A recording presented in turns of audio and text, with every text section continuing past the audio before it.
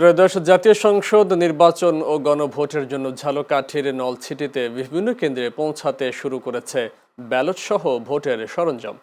বুধবার দুপুরে ব্যালট বাক্স, ব্যালট পেপার সহ নির্বাচনী সরঞ্জামাদি উপজেলার সহকারী রিটার্নিং কর্মকর্তার কার্যালয় থেকে কেন্দ্রগুলোতে নেওয়া হয়েছে। কেন্দ্রের দায়িত্বপ্রাপ্ত প্রিজাইডিং অফিসাররা উপজেলা থেকে ভোট গ্রহণের আনুষঙ্গিক প্রায় 17 ধরনের সরঞ্জাম বুঝে নিয়েছেন। উপজেলার 70টি কেন্দ্রে ভোট গ্রহণের সরঞ্জাম যাচ্ছে। নলছিটির উপজেলা নির্বাহী অফিসার ও সহকারী রিটার্নিং কর্মকর্তা মোহাম্মদ জোবের হাবিব জানান, সুষ্ঠু নির্বাচন পরিবেশ বজায় রাখতে 4 জন নির্বাহী ম্যাজিস্ট্রেট, একটি স্ট্রাইকিং ফোর্স ও র্যাবের একটি মোবাইল টিম, 199 জন পুলিশ সদস্য ও 910 জন আনসার সদস্য মাঠ পর্যায়ে সার্বক্ষণিক কাজ করছেন।